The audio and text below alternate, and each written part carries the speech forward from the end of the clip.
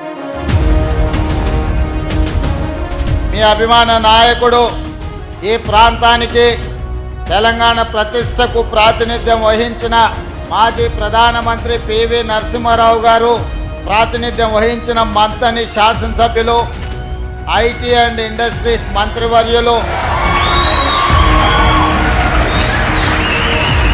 శ్రీధర్ బాబు గారు కూడా అనుకోని పరిస్థితుల్లో శ్రీపాదరావు గారి పుత్రుడుగా మొదటిసారి శాసనసభకు ఎన్నికైనా తర్వాత మెరిట్ స్టూడెంట్గా తన మెరిట్ నిరూపించుకొని ఉమ్మడి రాష్ట్రంలో మంత్రిగా కీలక బాధ్యతలు నెరవేర్చిండు.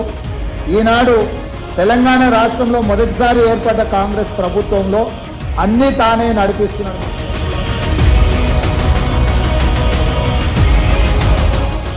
ఇదే కాదు, సభలో మా స్పీకర్ గారు మేము కూడా ఎవరైనా అతిగా చేస్తే గొంతు నొక్కాలన్నా వారి అనుమతి ఉండాల్సిందే, వారి సైగలు ఉండాల్సిందే.